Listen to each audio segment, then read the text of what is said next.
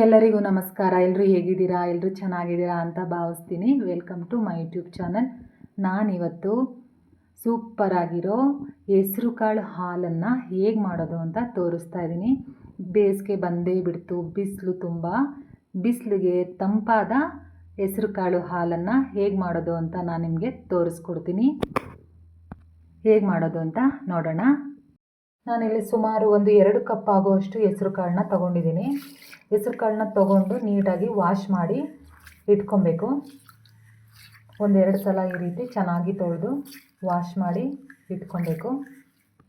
ಇವಾಗ ಇದರಲ್ಲಿ ಒಂಚೂರು ನೀರಿಲ್ದೇ ನಾನು ನೀಟಾಗಿ ಸೋಸಿ ಇಟ್ಕೊಂಡಿದ್ದೀನಿ. ನಾನಿವಾಗ ಒಂದು ದಪ್ಪ ತಳ ಇರೋ ಪಾತ್ರೆನ ಒಲೆ ಮೇಲೆ ಇಟ್ಕೊಂಡಿದ್ದೀನಿ. ಇವಾಗ ಇದಕ್ಕೆ ಹೆಸರು ಕಾಳನ್ನ ಹಾಕ್ತಾಯಿದ್ದೀನಿ.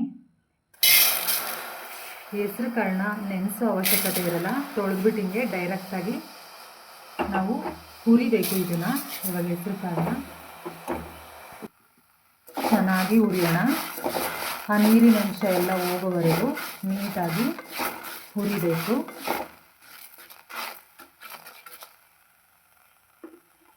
ಇವಾಗ ಬೇಸಿಗೆ ಅಂತೂ ಸ್ಟಾರ್ಟ್ ಆಗಿ ಹೋಯಿತು.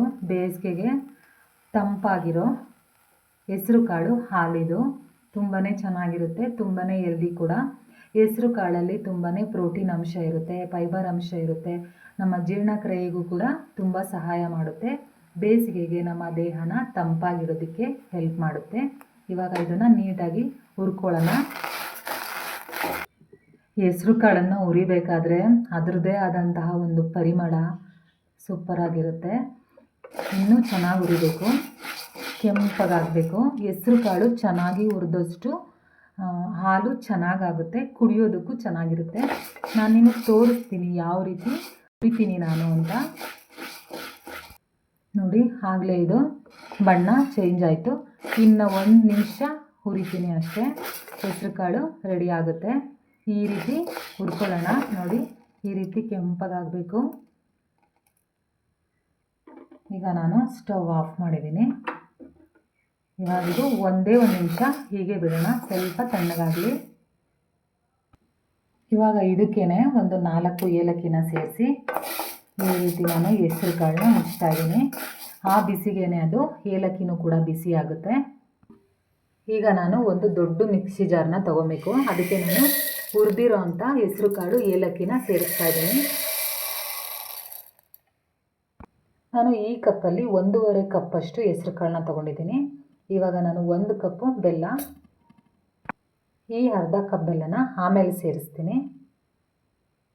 ಟೋಟಲ್ 1.5 ಕಪ್ ಬೆಲ್ಲ ತೊಗೊತೀನಿ ನಾನು. ಈಗ ಸ್ವಲ್ಪ ಹಸಿಕಾಯಿ, ಸ್ವಲ್ಪ ನೀರು ಹಾಕಿ ಗ್ರೈಂಡ್ ಮಾಡ್ಕೊಂಡು ಬರೋಣ. ಇವಾಗ ಇನ್ನೂ ಒಂದು ಸ್ವಲ್ಪ ನೀರನ್ನು ಸೇರಿಸ್ತಾ ಇದ್ದೀನಿ. ಸೇರಿಸಿ ಗ್ರೈಂಡ್ ಮಾಡ್ಕೊಂಡು ಬರೋಣ. ನೋಡಿ, ಈ ರೀತಿ ಆಗಿದೆ. ಇದಕ್ಕೆ ಇನ್ನೂ ಒಂದು ಸ್ವಲ್ಪ ನೀರನ್ನು ಸೇರಿಸಿ ರುಬ್ತೀನಿ.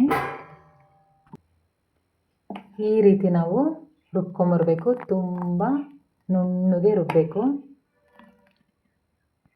ಇವಾಗ ಇದನ್ನು ಸ್ವಲ್ಪ ದೊಡ್ಡ ಪಾತ್ರೆಗೆ ಹಾಕ್ಕೊತಾ ಇದ್ದೀನಿ.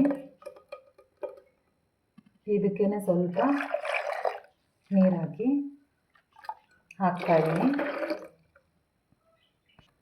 ನಿಮಗೆ ಎಷ್ಟು ಬೇಕೋ ಅಷ್ಟು ನೀರನ್ನು ಸೇರಿಸ್ಕೋಬೋದು. ಕನ್ಸಿಸ್ಟೆನ್ಸಿ ನೋಡಿಕೊಂಡು ನೀರನ್ನು ಸೇರಿಸ್ಕೊಳ್ಳಿ. ನಾನಿವಾಗ ನೋಡಿ, ಇಷ್ಟು ಜ್ಯೂಸ್ ಥರ ಇರಬೇಕು ಕುಡಿಯೋದಕ್ಕೆ, ಅಷ್ಟು ನಾನು ನೀರನ್ನು ಸೇರಿಸಿದ್ದೀನಿ. ಇಷ್ಟು ಸಾಕು. ಇವಾಗ ನಾನು ಇದಕ್ಕೆ ಆವಾಗಲೇ ಇಟ್ಕೊಂಡಿದ್ನಲ್ಲ ಅರ್ಧ ಕಪ್ ಬೆಲ್ಲ, ಅದನ್ನು ಸೇರಿಸ್ತಿ ಒಂದು ಸಲ ಚೆನ್ನಾಗಿ ಮಿಕ್ಸ್ ಮಾಡ್ತಾಯಿದ್ದೀನಿ. ಒಂದು ಸಲ ಟೇಸ್ಟ್ ನೋಡಿಕೊಂಡು ನಿಮಗೆ ಇನ್ನೂ ಸ್ವೀಟ್ ಕಡಿಮೆ ಅನಿಸಿದ್ರೆ ಇನ್ನೂ ಸ್ವಲ್ಪ ಬೆಲ್ಲನ ಸೇರಿಸ್ಕೋಬೋದು. ಇನ್ನೂ ಸ್ವಲ್ಪ ನೀರು ಬೇಕಾದರೂ ಕೂಡ ನೀವು ಸೇರಿಸ್ಕೋಬೋದು. ಇದನ್ನು ನೀವು ಕುಡಿಬೇಕಾದ್ರೆ ಹಾಲನ್ನು ಸೇರಿಸ್ಕೊಂಡು ಕುಡಿಬೋದು. ಮಧ್ಯಾಹ್ನ ಟೈಮು ಬಿಸಿಲಲ್ಲಿ ಫ್ರಿಡ್ಜಲ್ಲಿ ಇಟ್ಬಿಟ್ಟು ಕುಡಿಬೋದು. ಕುಡಿಬೇಕಾದ್ರೆ ಐಸ್ ಕ್ಯೂಬನ್ನು ಹಾಕ್ಕೊಂಡು ಕೂಡ ಕುಡಿಬೋದು. ನೋಡಿದ್ರಲ್ಲ ವೀಕ್ಷಕರೇ, ಎಷ್ಟು ಸೂಪರಾಗಿ ಮಾಡಿದ್ದೀನಿ ನಾನು. ತುಂಬಾ ಚೆನ್ನಾಗಿದೆ. ನಾನು ಆಲ್ರೆಡಿ ಟೇಸ್ಟ್ ಮಾಡಿ ಆಯಿತು. ತುಂಬಾ ಚೆನ್ನಾಗಿದೆ.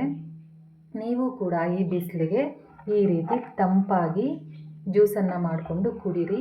ಹೆಲ್ದಿ ಜ್ಯೂಸನ್ನು ಮಾಡ್ಕೊಂಡು ಕುಡೀರಿ.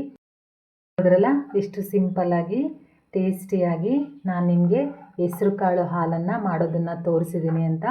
ನಿಮಗೆ ಈ ಹೆಸ್ರು ಕಾಳು ಹಾಲು ಇಷ್ಟ ಆಗಿದ್ದರೆ ದಯವಿಟ್ಟು ಲೈಕ್ ಮಾಡಿ, ಕಮೆಂಟ್ ಮಾಡಿ, ನಿಮ್ಮ ಫ್ರೆಂಡ್ಸ್ ಜೊತೆ ಶೇರ್ ಮಾಡಿ ಮತ್ತು ಸಬ್ಸ್ಕ್ರೈಬ್ ಆಗೋದನ್ನು ಮರಿಬೇಡಿ.